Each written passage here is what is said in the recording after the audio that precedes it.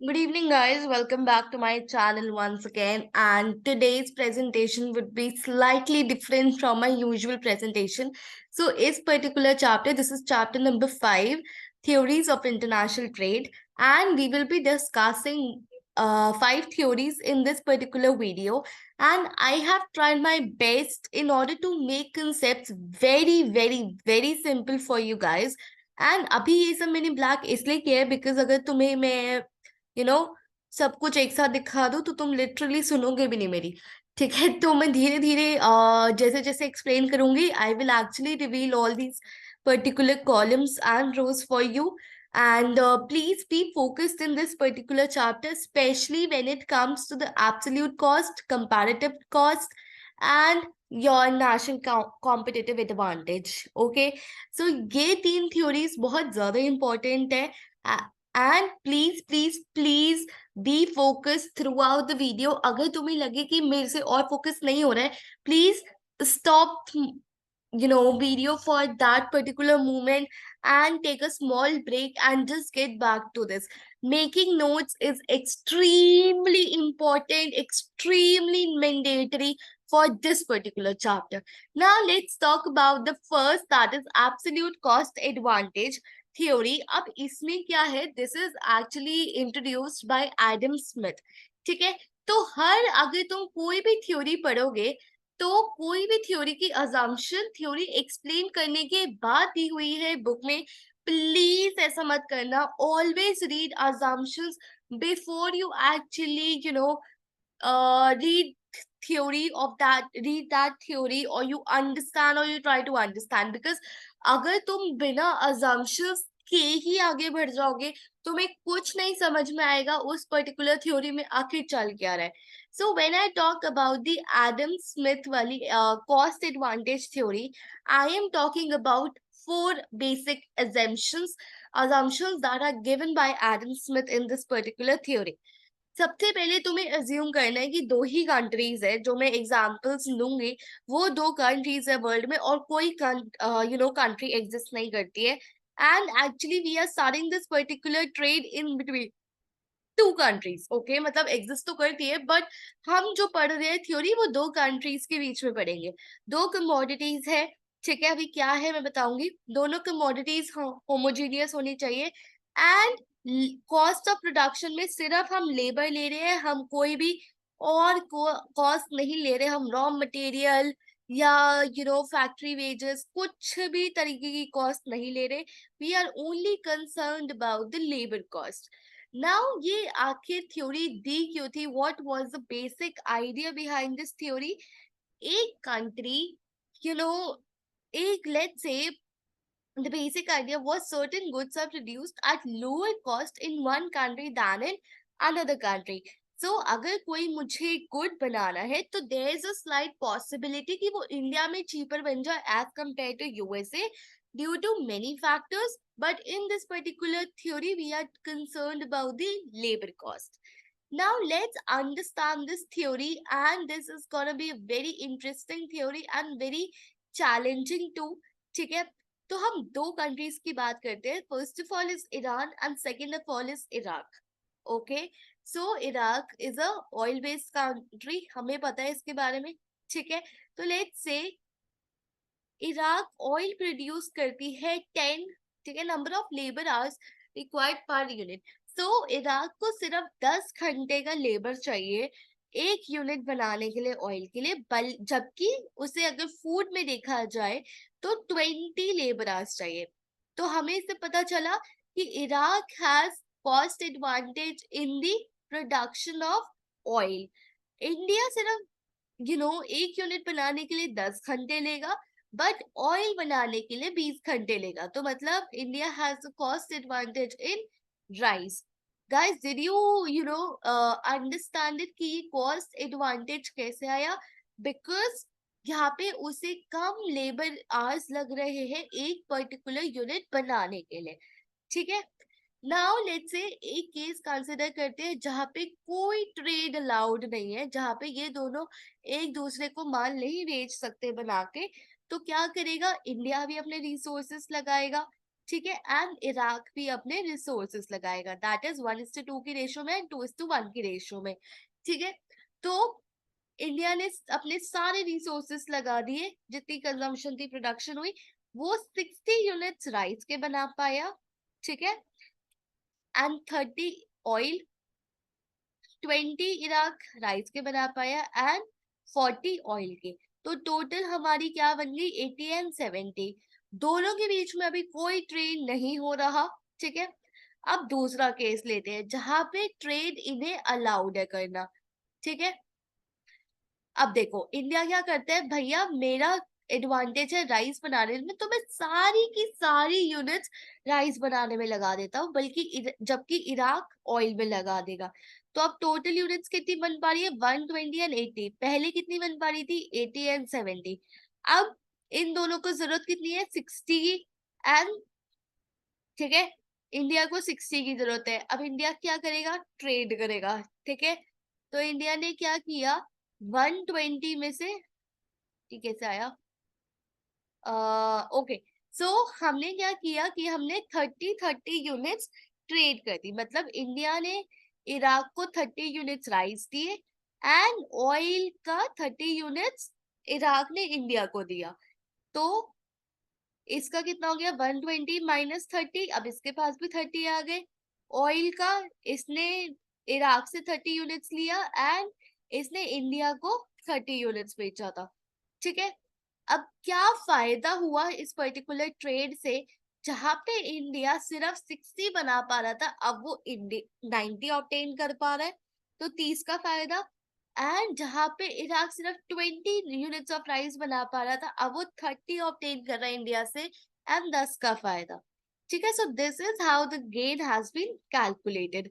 ये क्यों हुआ, क्योंकि इंडिया और इराक ने अपने सारे रिसोर्सेस उसमें लगा दिए जिसमें उसे एब्सोल्यूट कॉस्ट एडवांटेज था, जिसमें उसका प्रोडक्शन का फायदा था। ठीक है, तो दोनों कंट्रीज को फायदा हुआ। Now, what are the advantages of this theory? Specialization increases efficiency. Guys, did you read business studies में ना एक वो भी हुआ करता था, आई गेस टेलर या फेयोल होता था, जिसने एक थ्योरी भी दी थी स्पेशलाइजेशन से रिलेटेड, 12 मैनेजमेंट, पता नहीं क्या था वो। ठीक है, स्पेशलाइजेशन की वजह से एफिशिएंसी आती है। It indicates what country should export and import. तो मुझे यहाँ पे पता चला कि इराक को राइस इंपोर्ट करने चाहिए एंड ऑयल एक्सपोर्ट करना चाहिए। suggest that international trade is beneficial for the world as a whole. So अगर इंटरनेशनल ट्रेड एक्चुअली हो रहा है तो दोनों कंट्रीज को फायदा हो रहा है। But there are certain disadvantages of this theory. ये फेल हो गया एक्सप्लेन करने में कि ये ऐसा क्यों हो रहा है, क्यों इंडिया के पास ये एडवांटेज है और इराक के पास ये एडवांटेज है। ठीक है, सेकेंडली ये एक्सप्लेन करने में भी नाकाम रहा और ऐसे फेल हो गया कि अगर लेट से इंडिया के पास दोनों एडवांटेज होता कि वो दोनों राइस और ऑयल अच्छा बना रही है, तो फिर क्या होता, या ऐसा होता कि इंडिया में दोनों ही बेकार बन रहे, राइस और ऑयल। ठीक है, तो उस केस में क्या होता, why productive capacities are different, ये हमने डिस्कस कर लिया।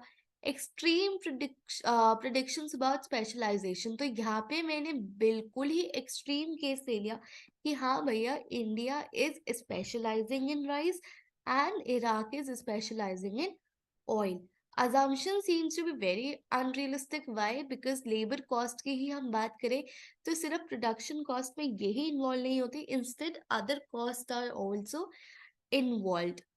एक्सचेंज रेशियो ऑफ 1:1, मैंने यहाँ पे सिंपली बोल दिया कि हमने 30 यूनिट्स एक्सचेंज किए विद ईच अदर।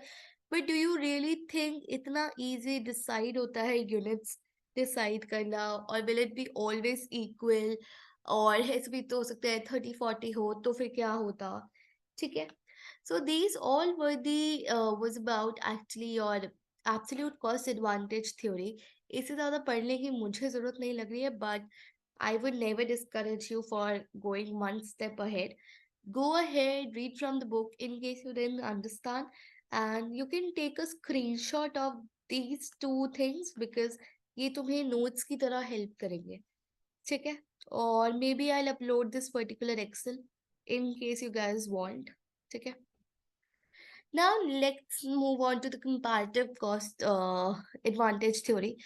तो सबसे बड़ा डिसएडवांटेज था उस थ्योरी का कि वो एक्सप्लेन नहीं कर पाया था कि आखिर ऐसा क्यों हो रहा है कि इराक के पास एडवांटेज था, बल्कि इंडिया के पास वो एडवांटेज नहीं था. तो ये थ्योरी एक्सप्लेन करती है वो लिमिटेशन. ठीक है. कैसे करेगी? This theory overcomes this limitation. It is beneficial for country to specialize in production of those good that it produces more efficiently and to buy those good it produces less efficiently.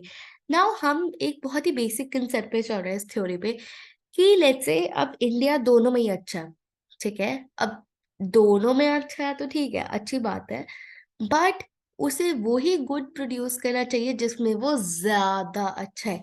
So you must have heard the example of और the concept of opportunity cost. तो जिसकी opportunity cost low है, ठीक है, या जिसकी opportunity cost high है. ठीक है. सो ये पूरा कंसेप्ट एक्चुअली अपॉर्चुनिटी कॉस्ट पे ही रिलाई करता है.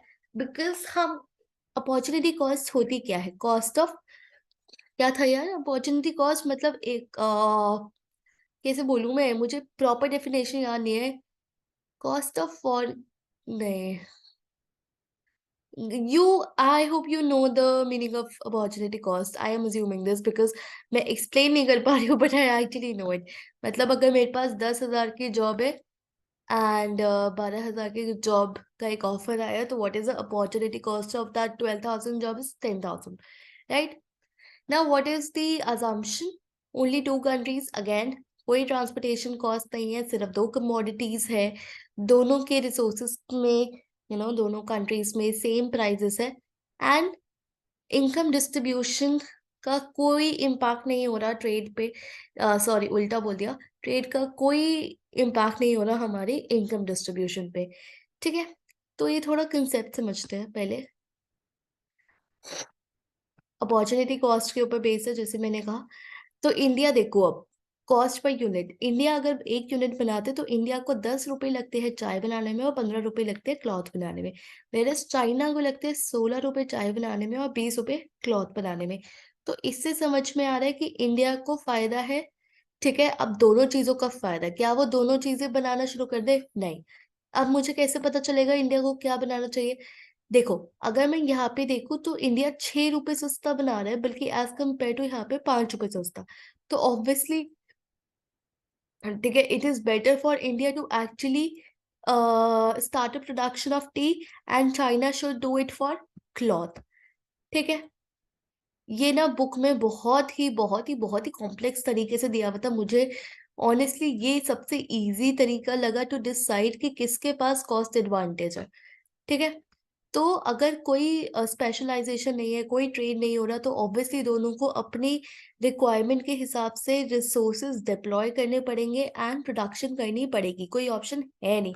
तो फिर इंडिया क्या करेगा? ठीक है, इंडिया 60 यूनिट बना रहा है क्लॉथ की एंड चाइना इतनी बना रहा है. ठीक है.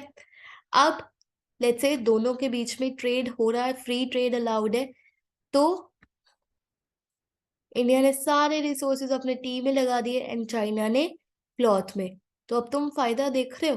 तो ये 60 यूनिट्स इसे दे देगा. ठीक है. जहां पे 50 बना पा रहा था वो 60 ले लेगा. ठीक है. एंड चाइना भी उसे क्लॉथ दे देगी. तो 40-40 का यहाँ पे इंडिया को कोई no profit no loss situation पे है. बट यहाँ पे at least you know one country is getting advantage. And in fact I would say, ऐसा मैंने हाइपोथेटिकली लिया कि अगर मैं यहाँ पे कोई फिगर चेंज कर देती हूँ.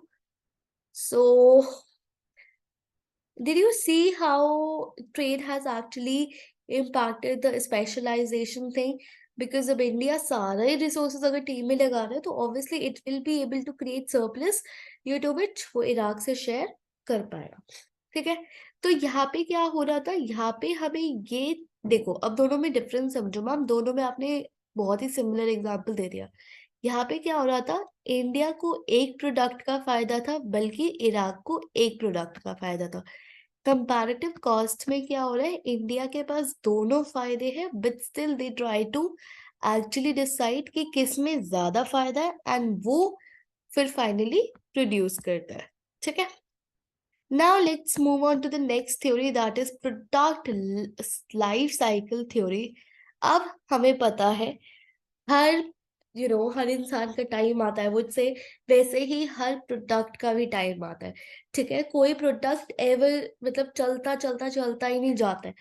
जैसे ये सीडी लगी है साइड में, तो तुम्हें पता था कि 20s 19s में ये सीडी कैसेट्स इन सब का जमाना था, बट आज के टाइम में इन्हें कोई पूछ भी नहीं रहा है। तो वैसे ही गाइस, तुमने बिजनेस साइकिल्स भी पढ़ी थी ना, वो लास्ट चैप्टर में मैंने समझाई नहीं थी, in fact you should know, boon Ben depression recession. ठीक है, तो वैसे ही प्रोडक्ट की स्टेजेस होती है। सबसे पहले होता है उसका इंट्रोडक्टरी स्टेज।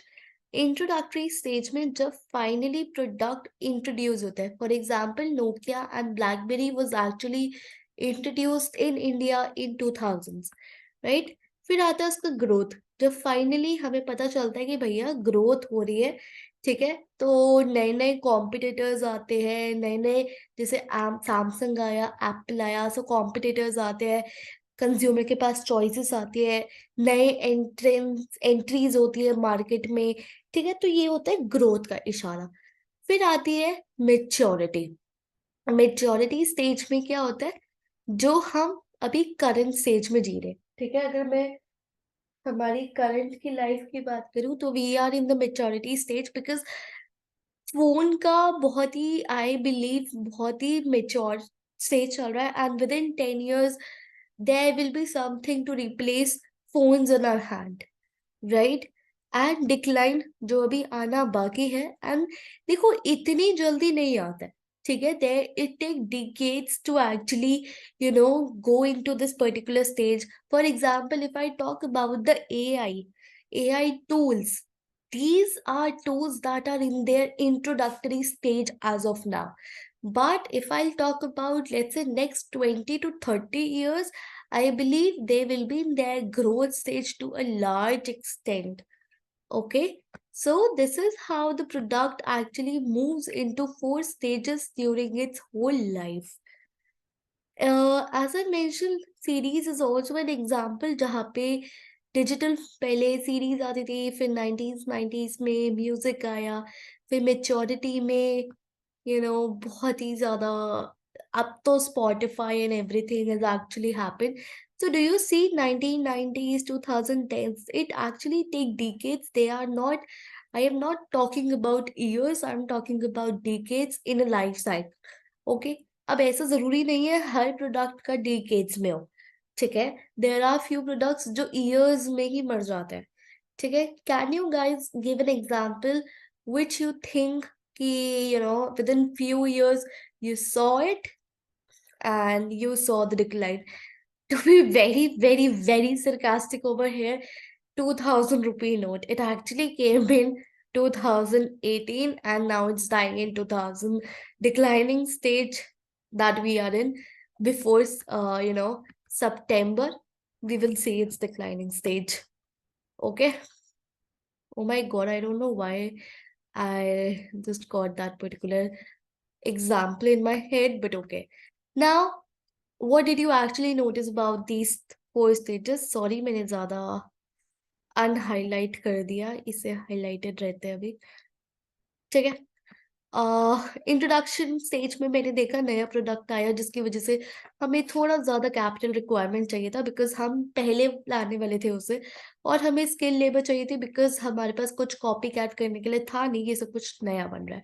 ग्रोथ स्टेज में डिमांड बढ़ रही है, प्रोडक्शन बढ़ती है, नए कॉम्पिटिटर्स आते हैं, बट मेच्योर स्टेज में finally we undergo the change. Ma'am, हम पढ़ रहे हैं इंटरनेशनल बिजनेस का सब्जेक्ट, अब इसे आईबी से कैसे रिलेट करें? इन बिकॉज ये तुम्हें पेपर में लिखना पड़ेगा, बिकॉज अगर तुमने ये बकवास लिखी और ये नहीं लिखा, तो लेट मी टेल यू, बहुत ही ज्यादा मार्क्स डिडक्ट हो जाएंगे। इंट्रोडक्टर स्टेज में क्या होता है, लेट्स से यूएस में कोई गुड बना, ठीक है। तो उस टाइम यूएस में ही प्रोडक्शन चलेगी, डिमांड सेल होगा। ग्रोथ स्टेज में यूएस को पता चल गया कि भैया मेरी कंट्री का तो हो गया, ठीक है, मेरी कंट्री में जितने लोग थे उन्होंने ये खरीद लिया, अब बाहर की बारी है, ठीक है। तो वो ग्रोथ स्टेज में आता है, दूसरी कंट्रीज में जाके डाइवर्सिफाई करता है। मेच्योर स्टेज, मुझे पता है डूड, अब ना इसका हो गया, मतलब यूएस में भी हो गया और बाहर भी हो गया, अब डिसइन्वेस्टमेंट्स कर लो, ठीक है। तो उसका एक्सपोर्ट इम्पोर्ट कम हो जाता है। तो ऑब्वियसली ग्रोथ स्टेज में एक्सपोर्ट इम्पोर्ट बहुत ज्यादा होता है, इंटरनेशनल बिजनेस ट्रेड बहुत ज्यादा होता है as compare to the mature stage. Now what is the criticism of this particular theory, because हर थ्योरी में कुछ ना कुछ क्रिटिक्स आते ही है, just like a Bollywood movie. No set amount of time, जैसे मैंने कहा कि 2000 रुपीज का नोट सिर्फ 4 to 5 years चला, एंड यहाँ पे मैं कैसेट्स की बात डिकेट्स में कर रही हूँ। सो कोई एक डेफिनेट टाइम नहीं है कि ये प्रोडक्ट इतना ही जिएगा, ठीक है। Not accounts for the product redesign and reinvention. Now, ये पर्टिकुलर थ्योरी रीडिजाइनिंग के ऊपर बात ही नहीं कर रही। Apple actually survive for a such a long period because उसकी री इन्वेंशंस होती रहती है, कुछ ना कुछ नया वो लाता रहता है हर साल। Just like, see the Jordans, if you have heard the Nike shoes, they actually bring the redesigns, reinventions. So actually ये सब की बात तो ये थ्योरी करता ही नहीं है, ठीक है। ये मेरे माउस को क्या हुआ यार। Okay, now let's talk about the new trade theory. New trade theory is an easiest theory. New trade में ये बताता है इंटरनेशनल ट्रेड क्यों होता है, ठीक है, despite absence of differences in factors and perfect competition. मुझे पता है अगर मैं होम कंट्री से दूसरी कंट्री में जा रही हूँ तो मुझे कंपटीशन मिलने वाला है, मुझे फैक्टर्स डिफरेंट मिलने वाले हैं। मे बी जो मेरी कंट्री में लेबर हो मुझे इंडिया में जाके ना मिले, फिर भी मैं ट्रेड कर रही हूँ। क्यों कर रही हूँ? इकोनॉमीज ऑफ स्केल, ज्यादा का फायदा समझाती हूँ कैसे बोल रही हूँ मैं। अगर मैं पहले 10,000 यूनिट्स बना रही थी एंड मेरी 59,000 की कॉस्ट थी, तो हर यूनिट पे कितनी कॉस्ट जा रही थी, ठीक है, 59। ये मेरी होम कंट्री की बात हो गई। मैंने इंडिया में नई फैक्ट्री खोली जिसकी वजह से डिमांड बढ़ी, and now I want to make 10,000 units, but the cost is same because वहां पे फुल यूटिलाइजेशन नहीं हो रहा था, अब फुल यूटिलाइजेशन हो रहा है। प्लीज कमेंट सेक्शन में ये मत लड़ना मैम ज्यादा यूनिट्स बना रहे हो तो लैंड लेनी पड़ेगी, लेबर लेनी पड़ेगी। हाँ, लेनी पड़ेगी, बट मैं इस अजम्पशन पे बोल रही हूँ कि ये फुली यूटिलाइज नहीं हो रही थी। यहाँ पे 10,000 की कैपेसिटी थी जबकि सिर्फ 1,000 ही बन रही थी। Now the cost per unit comes down to 1 point, है ये क्या हो गया, इतनी खराब है मेरी मार्क्स। नहीं सॉरी, एक मिनट, टोटल कॉस्ट अपॉन वो होगा ना, सॉरी सॉरी सॉरी, दिमाग खराब हो गया मेरा। हाँ, तो it comes out to be 0.59, तो ज्यादा का फायदा, ठीक है। अब ये थ्योरी क्या कहती है कि हम दूसरी कंट्री में क्यों गए, क्यों हम यूएस से इंडिया भागने की हमें चुल है। सबसे पहले कॉस्ट रिडक्शन, जैसे मैंने कहा ज्यादा का फायदा, हमारी कॉस्ट रिड्यूस हो जाएगी। वैरायटी ऑफ प्रोडक्ट्स, पहले मैकडी अपनी होम कंट्री में सिर्फ 5 चीजें बना रहा था, एक वेज बर्गर, सॉरी, एक बीफ बर्गर, एक नॉन वेज बर्गर, एक कोक, एक स्प्राइट। बट जब वो इंडिया आया उसे निकालना पड़ा बटर चिकन, पनीर टिक्का, पता नहीं मैक स्पाइसी, वेज महाराजा किंग। तो he needs to introduce variety of product, first mover advantage। India में मैकडी से पहले कोई भी ऐसा ब्रांड नहीं था जो हमें ऐसे हैमबर्गर हाथ में दे दे, ठीक है। तो इंडिया में आया बर्गर किंग से पहले, so it got the first mover advantage. Product differentiation, थोड़ा सा डिफरेंस करके मैंने ज्यादा फायदा उठा लिया। फॉर एग्जाम्पल, ऐसा तो था नहीं इंडिया में बर्गर ब्रांड्स नहीं थे, ऑफ कोर्स थे। तो मैकडी ने क्या किया, हमें हैप्पी मील्स देने लग गए। तो प्रोडक्ट डिफरेंशिएशन, थोड़ी सी अलग चीज करी, and it got a advantage. So this is a new trade theory. Now let's come into the last part of this particular chapter, that is the national competitive advantage. This is the most important, or I'll say the third most theory, which is given by Michael Porter, and ये तुम्हारे paper में आ सकता है, porter diamond के ऊपर short note लिखो, ठीक है। नाउ इसने रीजन दिया, क्या तुमने कभी सोचा है कि जापान ही ऑटोमोबाइल्स में एक्सपर्ट क्यों है, क्यों जर्मनी केमिकल इंडस्ट्री में अच्छी है, क्यों इंडिया स्पाइसेस में अच्छी है, क्यों यूएस टेक उसमें अच्छा है, ठीक है। Have you ever thought? तो पोर्टर ने कहा वेट, मैं सोचता हूँ, तुम मुझे सिर्फ फॉलो करो। पोर्टर ने कहा 4 फैक्टर्स की वजह से एक कंट्री दूसरी कंट्री से डिफरेंट हो जाती है, और ऐसे उन्हें स्पेशलाइजेशन मिल जाती है, और ऐसे वो थोड़े ज्यादा अच्छे गुड्स प्रोड्यूस कर पाते हैं, ठीक है। तो this theory was again given by the Michael porter, जो हार्वर्ड स्कूल के स्टूडेंट थे।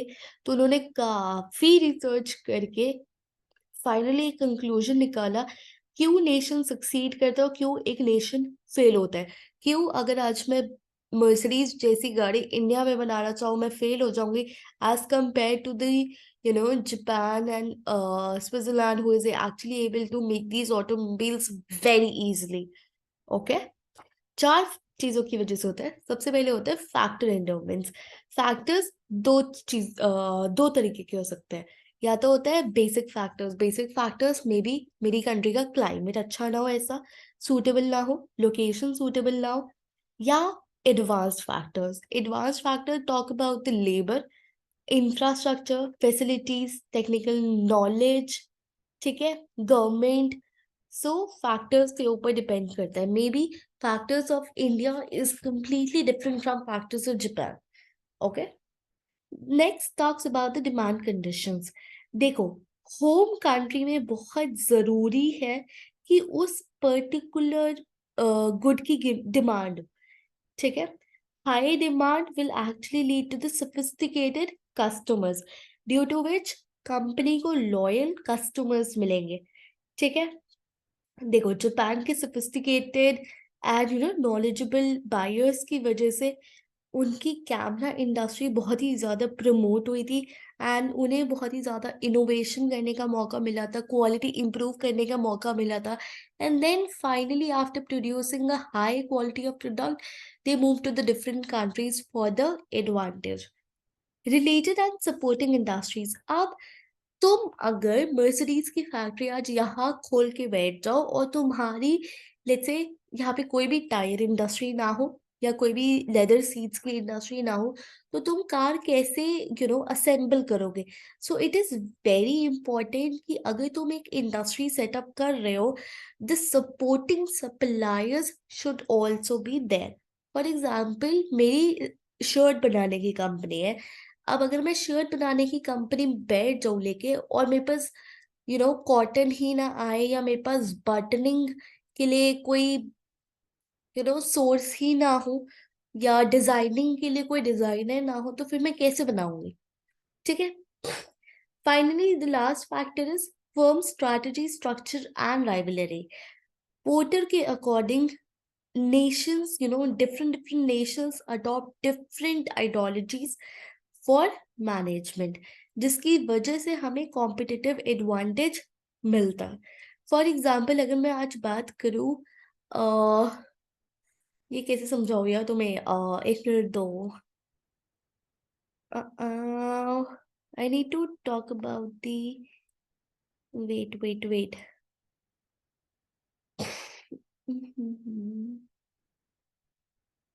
ठीक है, now let's say Swiss watch. Swiss watch की बात करते हैं। स्विस वॉच में हमें पता है बहुत ही की प्लेयर्स है, रोलेक्स है, ठीक है, जो बहुत ही ज्यादा अपनी क्वालिटी, क्राफ्टमैनशिप और ब्रांड इमेज के लिए फेमस है, राइट। तो इन कंपनीज ने बहुत ही ज्यादा रिसर्च करी है डेवलपमेंट में, मार्केटिंग में, डिस्ट्रीब्यूशन में, जिनकी वजह से इन्हें कॉम्पिटिटिव एडवांटेज मिला है। तो ये सिर्फ इसकी वजह से नहीं होता कि तुम्हारी बाहर के फैक्टर्स, डिमांड, ये सब कैसे, but you also need to consider the internal, your competitors. अगर तुम्हारा कोई कॉम्पिटिटर नहीं होगा तो तुम सोए पड़े होंगे, तुम्हें घंटा फर्क नहीं पड़ रहा होगा कि तुम्हें इनोवेशन करना है नहीं करना है, या मेरी तो मोनोपोली है। ठीक है। So how good are you as a firm? Are you doing enough research? Did you try to build enough brand quality? ठीक है।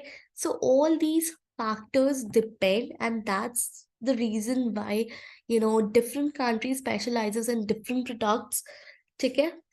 So this is all about this particular chapter. So कुछ ना समझ में आया हो तो please let me know, but I am sure at least ये तीन तो मैंने बहुत अच्छे से समझाई है, and I try my best कि मैं ये दो भी अच्छे से समझाऊं। बट इसमें कुछ समझाने लायक ज्यादा था नहीं, इसलिए मैं थोड़ा कंफ्यूज थी कि कैसे समझाना है। But I hope I try my best, and that's it. So thank you so much. Have a great day. All the best for your exam. See you in the next video.